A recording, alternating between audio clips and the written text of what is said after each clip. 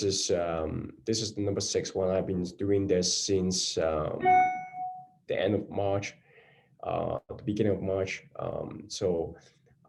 I intend to keep doing this because I think this is a wonderful opportunity to get people to do something different. Do So something. for all you guys know that this is the number. So do something different. Um, because it has been a lot of times people has been stuck at home, and we all need something to do. We all need something to cheer up and something to look forward to. I've been doing more meetings personally myself, setting up meetings, setting up online meetings, set up one-on-one meetings. Because the fact is, most people are putting on pause, and that's the time. That's the best time um, to really deep diving and learn about how to do investing. And particularly, I don't looking at investing in real estate is so special. But one thing that I'm particularly interested in, and it's people who know me doing, is I'm focusing on multifamily investing, and that's the thing. That is the type of investing I've been saying that you guys should be doing it. There's a lot of advantages doing it. There's a lot of advantages doing it from Canadians to doing it in the United States.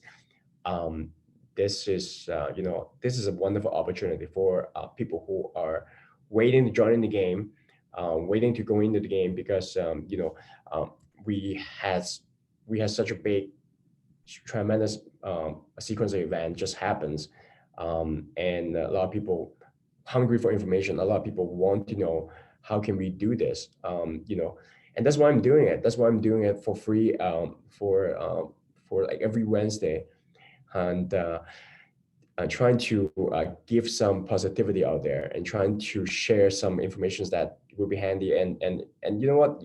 One thing that I do this because we're not going to learn about how to invest. We're not going to learn about knowing how to invest in one shot. All this information is going to be trickling down bit by bit.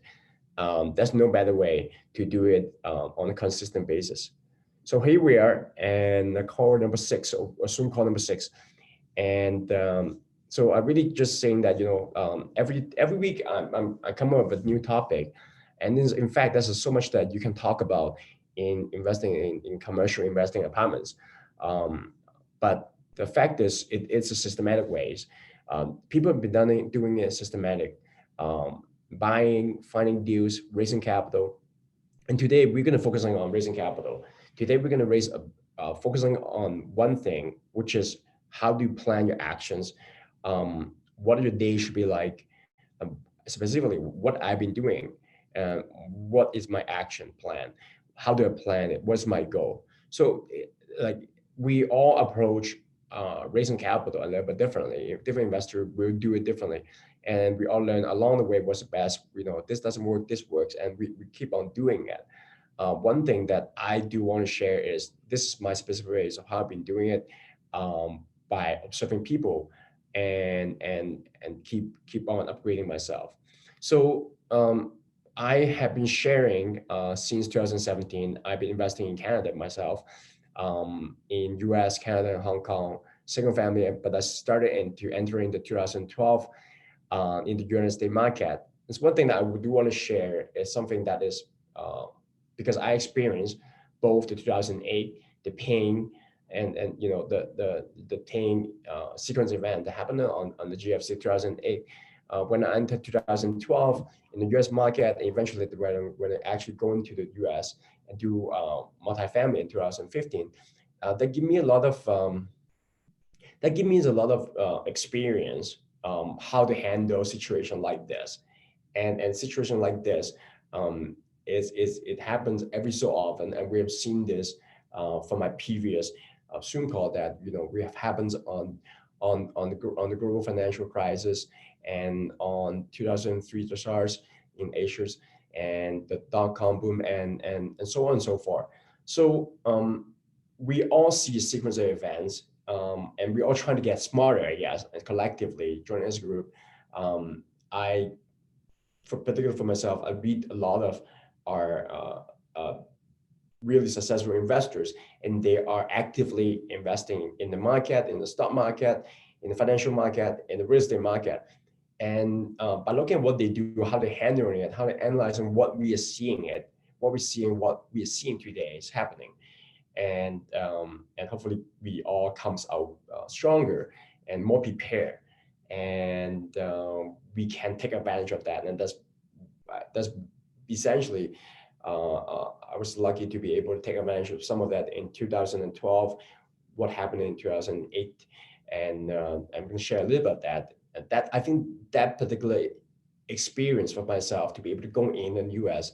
helped me to realize and take action plan suitable for what we're going in right now, by looking at what happened right now and how we can get ourselves more prepared, more ready. And I want to specifically sink in on the topic today on raising capital. And raising capital is such an important thing.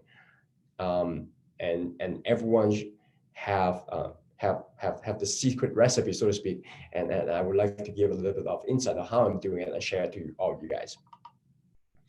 So we all know that when you're raising capital, you need to put your name out there, and you need to talk to investors, and you need to be credible, which is the next topic I will talk about. Next week, I'm going to talk about credibility. How do you create your credibility so the investor knows you? And that ties in really closely on the action plan, which I'm going to talk about today, on what are the things that you do on the day-to-day basis, a weekly basis, on a monthly basis, and the quarterly basis. And how do you get yourself out there? How do you share what's your investing strategies? How do you share and how do you share your name? How do you tell people, tell investors you're going to be here for some time, hopefully for a very, very long time. So that's what I'm trying to do. That's what I'm trying to do to give you guys all these uh, meetings, all these online meetings, because I want you guys to be more prepared.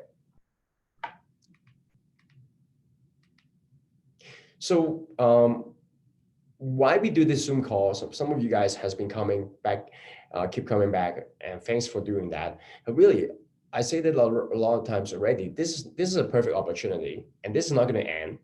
And this is the best time to get trained while everyone's is, if people who have started doing this, meaning learning and get trained it and stop worrying about what's happening out there. In fact, and you will notice that online, you will notice on the street as well. I see more people on the street. I was talking to my receptionist this morning, and she literally tell me, you know what, there's only one other client except you who's coming to the office. And she literally tell me, I think I'm ready to see people. I think our world has changed for the last 4 weeks. I think we all learned a lot about what we are and who we are and how we're going to be responding to crises like this. Positivity is something that big, huge. We all want it. Even though I'm doing this meeting online, the reason why I want to do this, because I think we will be much more stronger by connecting together, by getting more prepared, by giving more values. And I think you should do that, and you can definitely do that. And if you want to raise capital, you have to do it, because that's the way for you to put your message out, to tell your investors, I'm not stopping. You know what? The world may be stopping. One thing that I do put a post, and I find it very, I put a message basically, but I really like it myself, is, the world may have been stopped, but the reality is, I believe, and I strongly believe that you need to be retired and you need to be investing and come out stronger has not stopped. So why we stopped, right? That's my question. That's my genuine curiosity. I would like to put out there why we stop. Why we stop when we stop to worrying a lot, while we need to still to be retired and hopefully have retired really, really comfortably. And that's one thing that I want to put out there: positivity. And you need to do the work right now, mentally, physically, and this is the best time ever. I'm talking to brokers, and some of the brokers keep telling me right now, Howard, I see deals keep pushing, and in terms of real estate, there's continuously marketing you need to be done. I'm talking about from the deals flow to investor like us, like you. There's continuously marketing need to be done if that's property need to be need to be sold. And I'm seeing deals continuously put on hold, continuously put on pause for 30 days, 60 days.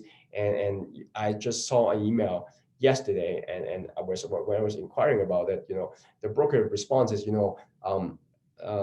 are going to put it on pause on 40 days and 60 days, and we are going to be start on marketing again at the beginning of June and start getting the entertaining offers. That's what I'm seeing. But the world may be put on pause, but this is why it's so perfect in terms of timing, in terms of getting yourself ready, in terms of raising capital. Because you know what? The smart investor, they are thinking and they're preparing. They know this is really great opportunity to go in when all is settled down. And when they know that, they are looking at the market, they're looking at who is the mover, who's the first time mover, who are doing the work, who is doing the job right now to get themselves ready. And they're going to be contacting the guys who's doing the job. And maybe you, maybe me, maybe other people who are constantly working and get themselves really busy working on deal flow, learning how to do this. If you don't know how to, if you are aspiring real estate investors, and you haven't done it, and just like a lot of us, just like me, haven't done it before, and this is the perfect time to get your deal flow coming, get your education coming, and attending online boot camps, online meetups, online weekly trainings, and to really sink in how people do it, how people like me do it, how other people has been doing buying apartments do it. And I do think we're all getting more values by participating positively, positive meetings, and think about what we can do in 6 months. And I think I say that what I think will happen last week. But I think if you pay attention to what is the news, even news were a few weeks ago we're telling you this is really bad. More people are going to pass away, and more cases are going to be surfaced. But what are you noticing? And I say that a couple of weeks ago, I think we will be too tired from this. I think we will be too tired physically. Our mind and our brain cannot handle this kind of stress continuously. And you see this online. You see this online. More talks has been talking about how do you restart the economy, and how do you get past this? How do you handle this? I think that's going to be new norm in terms of people experiencing working together, experiencing social gathering together, and I think that's a part of it. But we say that we're getting really exhausted, we're getting really tired, and we need to restart it. And again, the people who are for 2 weeks ago, 3 weeks ago, or even before coming in, we have to know that this is a wonderful opportunity. As bad as worse it is, as still some people who are doing really busy and doing really good. So I say that. In fact, I watched this. I told you I pay attention to huge investors, the big movers, and this is one of the guy has been sharing a lot on the economy, on stocks, and this is totally irrelevant on the real estate market.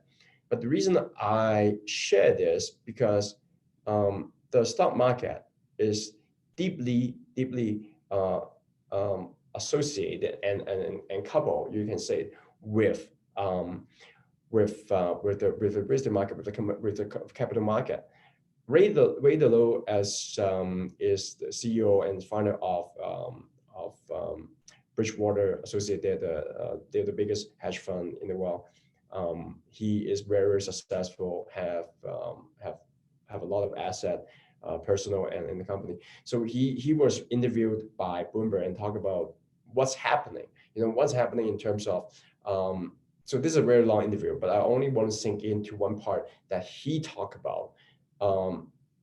How government is putting a lot of capital, and what are the things that he is going to be putting his hands on what are the things that he's going to be buying in terms of asset, in terms of cash flow, in terms of what is a good buy for investment.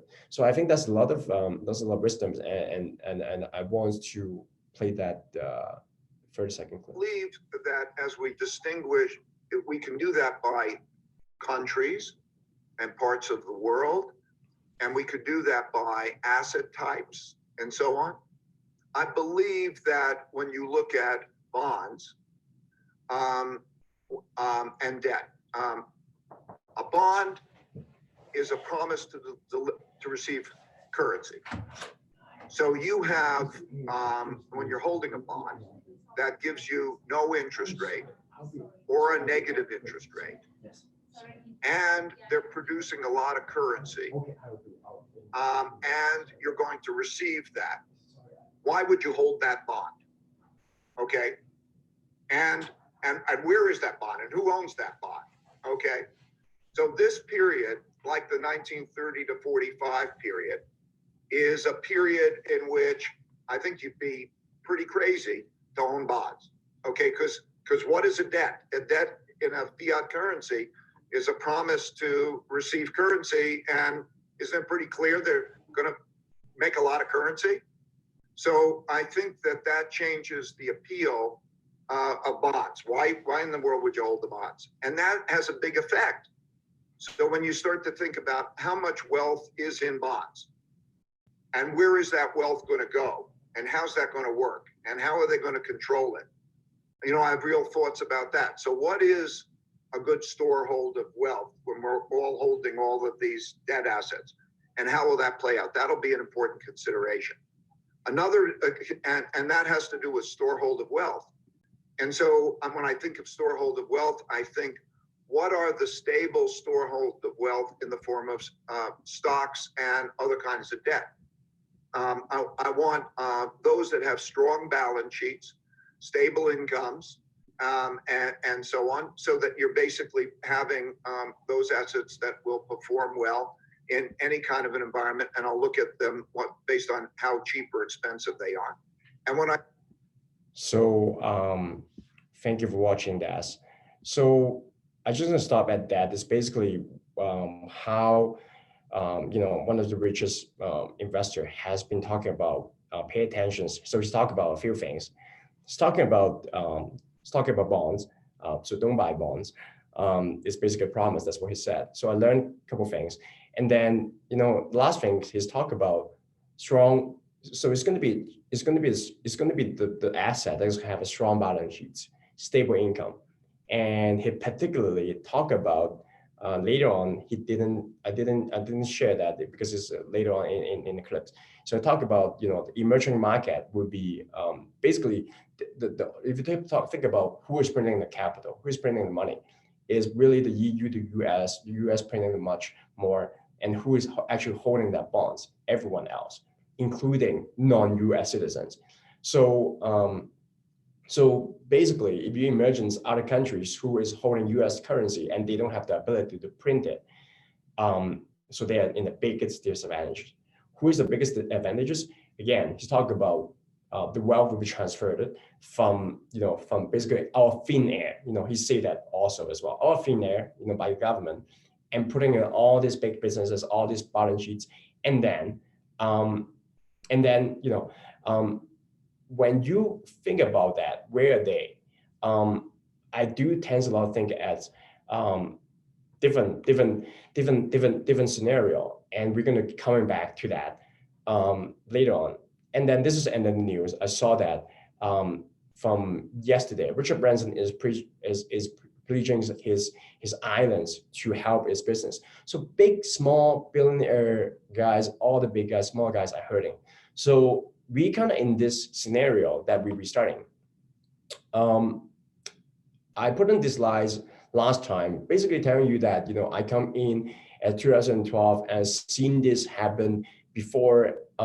When the world is taking the time to reset, that's when the time that you can invest in, again, going back to the slides, strong balance sheets, stable income, and where do you find?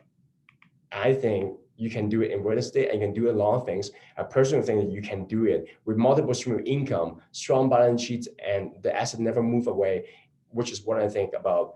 And I do have a bias, which is commercial real estate. So that's coming to the reason why I say you need to start research on the market. You need to start raising capital. And those are the steps that I learned from a really smart mind like Ray DeLu and other guys has been doing this for a long time. And I intend to share this on a weekly basis. Some of the nuggets that I've been learning, I've been successfully implementing in my business, in my investing business in the U.S. when I'm buying in the apartments buildings, and that's by the step of investing into the apartments. So, but I guess when you look at raising capital, that's cool questions. When I'm going through the train and when I'm going through the slides, I see this. Maybe there's a disconnect line, as in people when they're coming in, they don't understand necessarily why we do why. First of all, let's say real estate is good. Let's say real estate is a strong asset. It's not going to go away, particularly the apartment buildings. But we have to understand why we do raise capital. So I want to cover that a little bit before we go into the action steps today and telling you why I have bias. So we talk about, let's go back to the billionaire message. So he would be going in, buying a strong storehold of the wealth. So that's only and then I think about what is strong stronghold of wealth. That's really only a few things that you can attract big capital, and basically meaning that if big capital in terms of the strong asset, big capital in terms of big sizes, and that's only a few things you can do. You can buy company and you can build company, and you can take long years. Buy company is the people who are investing in stocks, right? Investing in stocks company that is getting a lot of capital right now from the government. And another thing that you can do is you can build company. It may take long years, but you can build it in strong, big size if you know how to do it. And you can, and hopefully we are still in this situation. You can take advantage of the upswing, because right now we're doing the correction. And if you take time to build, it's going to take time to build, and then hopefully you still have the opportunity to go up with the economy, so to speak. And the last thing is you have to buy asset, preferably the big one, preferably the strong asset type ones. Those are really, really important. If you're buying small asset, and you can do that, but one thing that I look at real estate, you can see different kind of asset. You can see office, you can see commercial and apartments. But one of the big thing is you can looking at is what is a big asset when you looking at that already have asset base, already have income, already have physical asset. So what are they? So that really bring me back to commercial, right? Really bring me back to the apartments. But and when we kind of go back, and then when I talk about the company or business, I also kind of going back. What of the business has been untouched right now? What of the business has not been affected right now? That really comes down to a few things. Everyone's were stay at home. Everyone's still need to go buy groceries, and everyone's needing the internet. And that's basically a few things that we are only left untouched. And again, shelter and is one of the things. We all need somewhere to stay in right now at this time, and we will continue to need that. And if this pass, we will start to realize that we need your home more than you need for your office, more than you need for your retail. And that's also elevated you can say that as a hierarchy or the importance factors when you're comparing different kind of asset type. You may not need if you only have $1,000 that you need to spend. You're going to pay for the food, you're going to pay for the shelter, not even think about internet. You're going to pay for the food and then shelter before you're going to be shopping, before you're going to go to the retail and shopping, before you're going to the office and work. That's basically the number one or two things. You need food, you need shelters. And so that's why, investing in real estate is such an important, particularly residential real estate. So, so that is the reason why real estate and why. So the second thing is why you need to raise capital. And we talked about a little bit on previous meetings, because when you are talking about raising capital, when you're buying big asset, you when you're buying assets, you need to raise capital. And what's the time that you can actually attract capital in a ready form, which is right now what they're printing in all the huge banks, and they're supporting all the loan because they don't want the individual landlords to go default. They're already doing it. They're already supporting business, don't want to go default. So that's the reason why I'm biased on real estate, and that's the reason I think why people should be looking at raising capital. But I talk about the two steps. The two steps on the second steps on raising capital is you really have to set goals, and there's a few things you can do about that. But when I look at that is, what are the goals, what are the planning, what's the actions, and you have to get aligned. And I want to specifically talk about here some of the things that I've been doing. I've been thinking a lot in terms of setting goals is what are my marketing goals, right? And when I'm talking about my marketing goals is I'm talking about what are my platform? What are my platform? So to get the message out. If you're an investor, if you're a business owner, you really cannot offload that. You can offload your marketing campaign or marketing work to someone to do it, to someone to do your videos, do your website, but you cannot really offload your marketing effort or marketing directions. You have to be really clear. If you are doing this, for example, you Zoom to talk to your investors, or you have to do it on Facebook Live, talk to investors. So you have to think about all those things, and that's what I constantly get me up at night. I constantly think about how can I get in touch with my investor more effective. And the second thing is investing goals. So I would say that you almost want to think about your investing goal for your company, for yourself, before you're actually going to do any of the action goals later on. What you're going to do in marketing, what do you educate yourself? So you really kind of think in what do you want as investors, and how do you want to help other people? Which if you already doing it sometimes, then you can think about how can you help? How can you set up a group? How can you bring out a few investors to do it together? But in terms of investing goals, you really think about, are you thinking of doing this full time? Are you thinking of doing this part time? And that's a huge implications when you're trying to think like this is a business. And I remember when I was doing this a few years back, I got this from my at that time is sort of like a mentor figure, and he asked me straight in my eyes. So I still remember at that time he asked me that question because it really hit me hard. He said, "So Howard, you want to do this, but are you doing this full time basis or are you doing the part time basis?" So he goes on and explain. You understand if you are your investor and you want to raise capital, if you're doing this for part time basis, think about what your investor are thinking, and that really impact you as a money raiser, your confidence level, and this would impact your investors' ability to be able to put their trust on you. So think about all those things. And I'm going to talk about what investors is actually you need to learn about what investors are thinking that will help you to raise the capital. So education goal. Next thing is so marketing, investing, educations.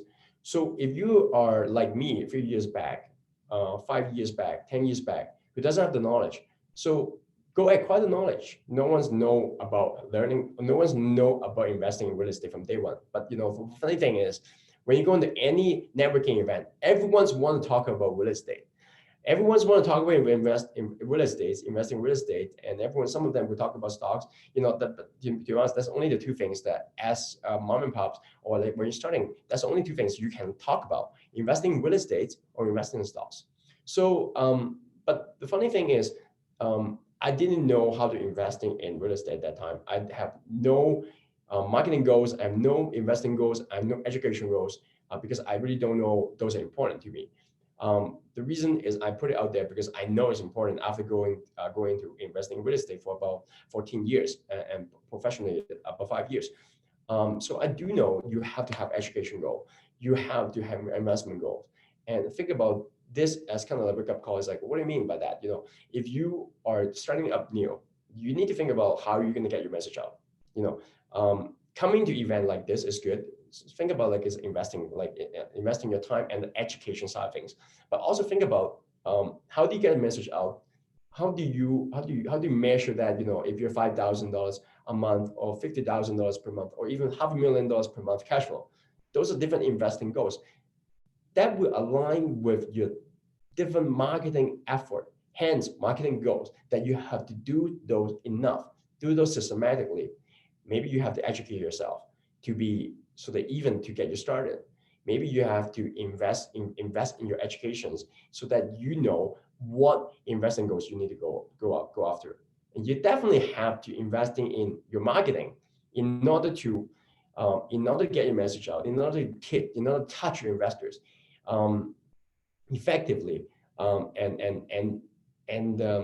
intended to leave it out there, because there's a lot of things that you need to think about on that. But plan your actions. In terms of goals, now you have goals. Let's say you have goals, then you have to plan your actions and align your actions with your calendar and get help. If you're online, now you're getting some help, and I'm glad to share some help. A lot of people are glad to share some help.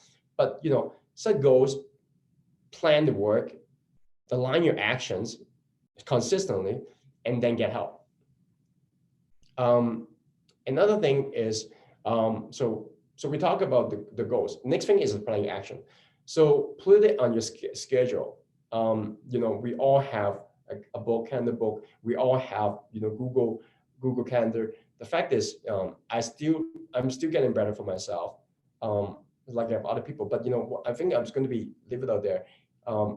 If you're not putting your contact to 5 to 10 investor weekly, and you probably need to do more. You probably need to do more. Why I suggest people to come to networking event? Because if you look at it online right now, we have 8 participants, and we have a number of online on Facebook. Those are your contact. Those can be your contact. If you first of all, this is executions, right?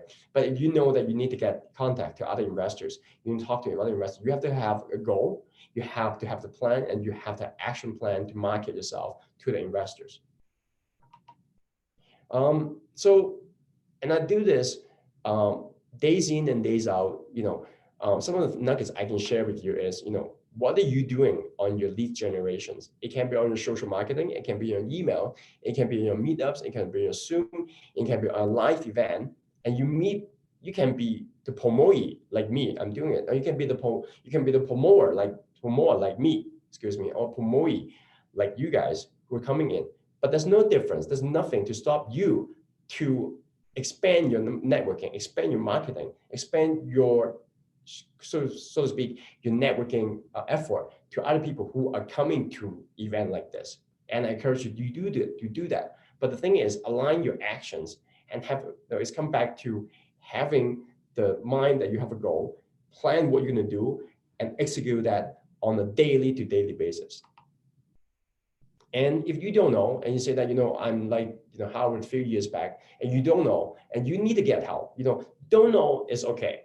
But, in order to take advantage of what we're seeing right now, and this is probably once in a lifetime opportunity, if you see what the billionaires are telling you that, hey, they're struggling, you notice there's a huge transfer of wealth that's going on right now in America and the world. And in order to do that, you need the knowledge, you need to create a network, you need to go, you need to execute the goal on a daily basis. But if you don't know how to raise a capital, you don't know how to find deals, and you need to find help. So what are the things, how do you learn to do this? One of the big things when I'm thinking about investors, it's you need to know what are they thinking. Investors are different, a really funny, a really different type of species. You can say that. You have to understand what are the goals, and again, I'm talking about here, get help. You don't know, get help from books, from meetups, from other sources to learn about what are the goals, right? And first of all, you have to have goals, though. You have to have goals of how much you're going to raise. You as I'm talking about yourself, promote, have a goals of what you want to raise, what you want to buy, and how much you want to help, how many investors you want to help. And then with that, you kind of come back, understand the goal, understand the needs, what investor want to invest, and know better than normal other investors, and how to handle the investor objections. I talk about it a lot of times coming in.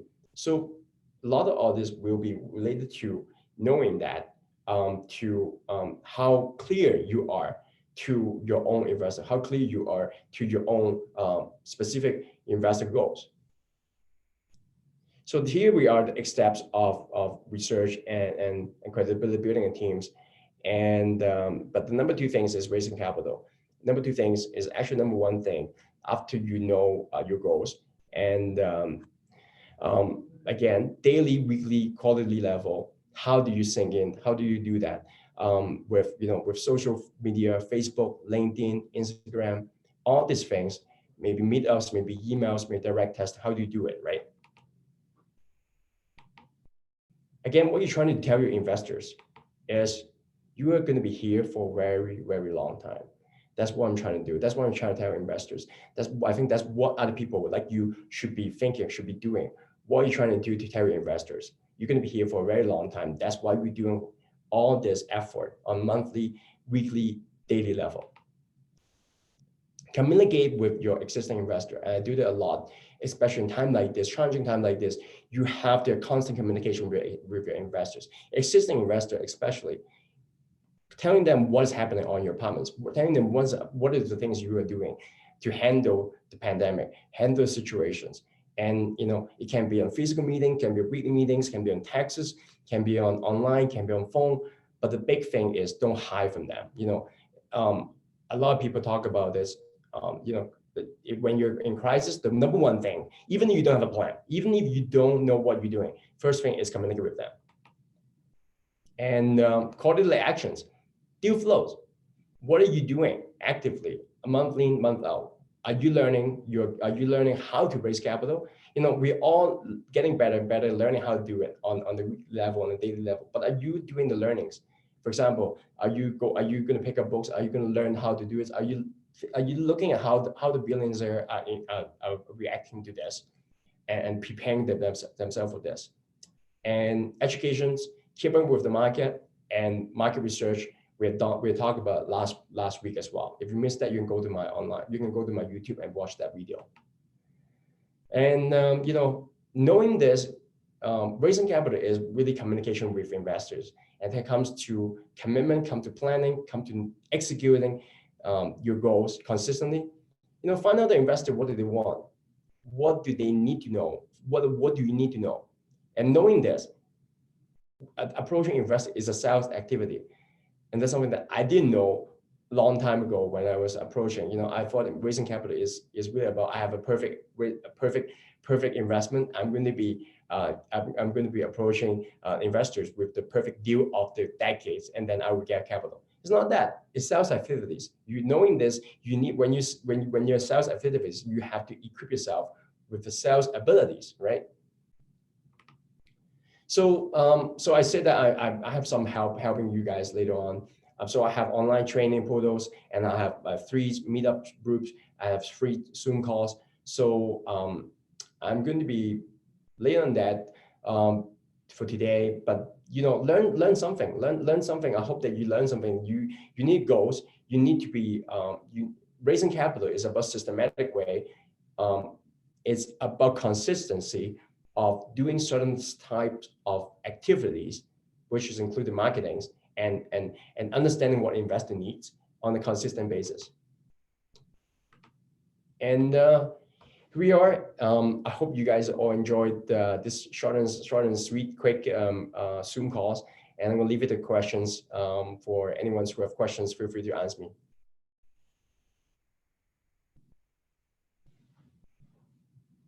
We all good?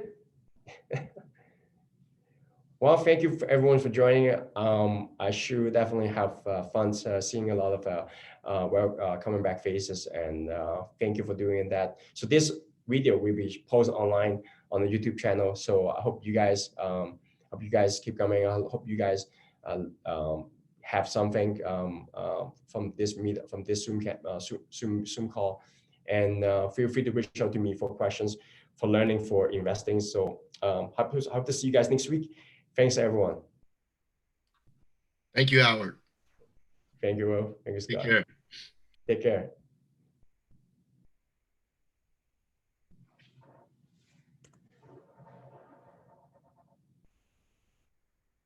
Thank you, Howard. You're welcome. Thank you, Michael. Yeah. Okay. Thank you. Bye. Thank you.